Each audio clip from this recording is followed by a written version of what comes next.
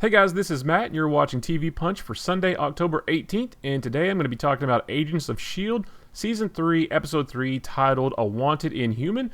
I'm going to run down some of the major plot points and try to speculate where this is all going, so be careful for spoilers if you haven't watched the episode yet. Pause this, go watch it, come back, you'll be glad you did. But the first one I'm going to get into is Agent Simmons is going through some stuff.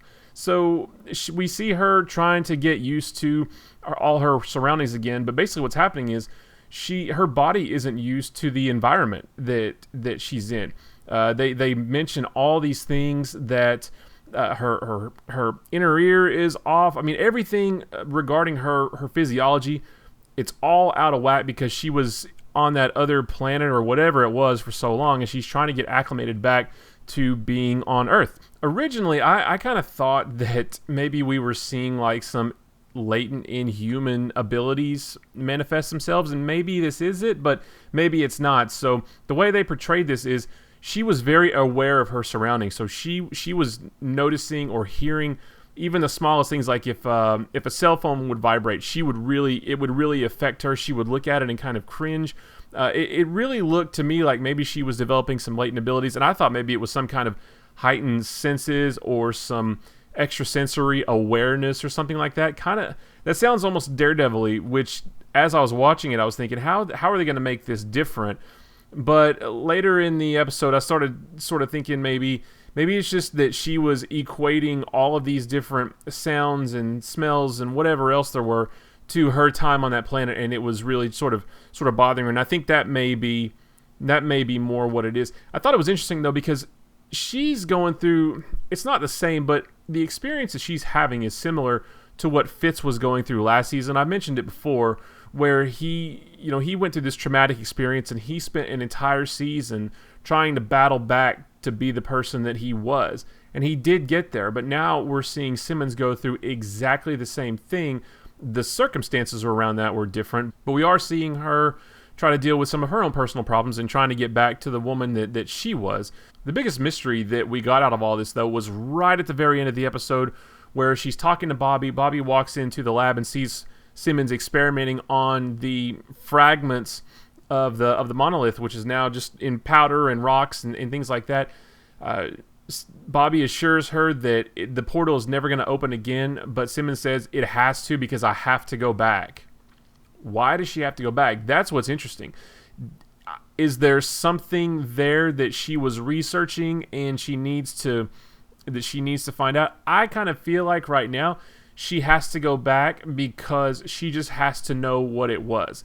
And she has to know what she was doing there, who was hunting her, or what was hunting her. We don't know. We did see her clearly running away from something at the end of the first episode, but we don't know what it was. I kind of think she wants to go back to get some answers, or maybe she just wants to go back because she's more accustomed to being there now and she can't get used to being back in her own environment. I'm not for sure, but for whatever the reason is, I guarantee you Fitz does not let her go alone. Next up, Hunter and May continue their quest to break into Hydra so they can take down Ward. Now, the way they're doing this essentially is going to Fight Club.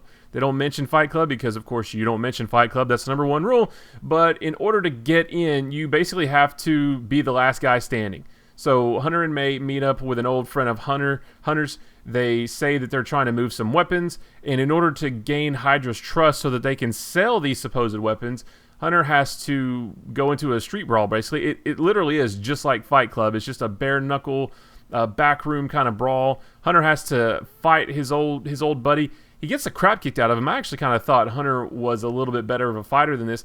He does win at the end with the help of some brass knuckles, but he gets bloody as all get out. He looks like death warned over. Agent May takes out a couple guys while she's waiting as well, so that was pretty fun to see. She's been itching to get back in the action. But there's not a whole lot to speculate here right now because we know that he beat the last guy. He's meeting with Ward's right-hand man, which I actually thought that Baron Zemo's son, Alexander, killed last week. I guess I was completely wrong. If I mentioned that on last week's episode, sorry about that. I just misunderstood the way that Ward was implying what Alexander had done. I thought he was dead, but I guess not. He looks pretty good. He looks like he's just fine. So Hunter walks in to meet with Ward's right-hand man. We see the Hydra logo in the back. I don't know if that was supposed to be a surprise or not. Surely it wasn't, because we all know what they're trying to do. But that was pretty much it. I mean, Hunter just gets his ass kicked trying to get into Hydra, and I'm assuming that next week we're going to see more of that.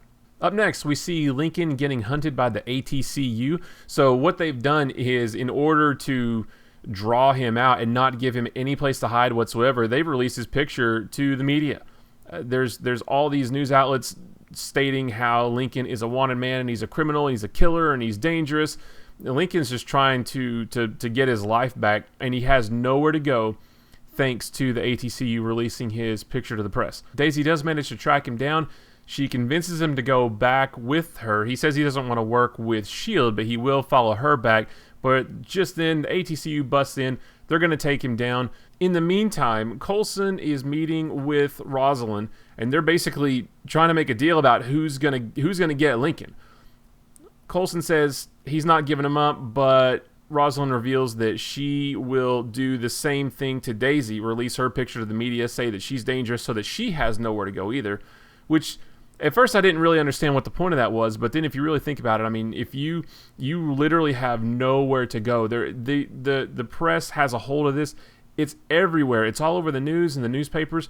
Lincoln and Daisy would have nowhere to go if this happened, so Coulson couldn't let that happen to Daisy, so he let the ATCU take or attempt to take Lincoln, but of course Lincoln escapes. I don't know how they expect to take him down. I mean, they bust in with a bunch of guns, but he just zaps them with electricity and runs away. How do they not think that that's not going to happen every time? I mean, they just don't seem really well prepared. I mean, it looks like he made short work of him and ran off. But all of this leads to S.H.I.E.L.D. is now going to work with the ATCU. So the way Daisy isn't too happy with this at first, she was completely blindsided by this. But the way that Coulson explains it is, we, S.H.I.E.L.D., we know what we're doing with these Inhumans, and they don't. So hopefully they can learn from us. There's been too much fighting and bloodshed. Let's at least work together to try to corral the Inhumans. I don't know what the ATCU's end game with them is. S.H.I.E.L.D. obviously wants to help them out. You know, they still have Joey locked up in one of those containers. I don't know what's going on with him, but they haven't mentioned that in a while. They're going to be working together, so we're going to see how that plays out. I kind of feel like it's going to be an uneasy alliance, a very guarded relationship between Coulson and Rosalind. I do think that they're going to eventually have to team up to take down Lash. We haven't seen anything of him in the last couple of episodes, but based on the preview for next week, we're going to get a ton of him, so that's going to be awesome. But they are going to have to work together to take him down. I do think that they're going to be at odds again at some point, or maybe the ATCU will be disbanded near the end of the season, and S.H.I.E.L.D. will be risen back up into prominence. I don't know, but they are going to work together at some point to achieve a common goal, and then we'll see what happens after that. So that's it for this week. I'm going to continue to cover Agents of S.H.I.E.L.D. as it comes out. Apologies for the delay in this video. This week's episode premiered several days ago, but between all the other videos and shows there are to watch, and then, you know, real world stuff, sometimes they just don't come out on time. I'll try to do a better job of this. I'm really focusing on Flash and Arrow because those things are firing on all cylinders, but Agents of S.H.I.E.L.D. is really good too, so I'm going to try to do better about getting these things out on time. But with that said, if you want to see those videos whenever they do come out, please subscribe by clicking the button below. Of course, you can also check us out at youtube.com/nerdpunch if you're not watching this on YouTube. You can follow us on Twitter and Facebook, both of those at nerdpunch, and you can check out nerdpunch.com to see all the other cool stuff we're posting online. You can check out our schedule of upcoming videos there as well. But until next time, thanks for watching, guys, and we'll see you later. Bye.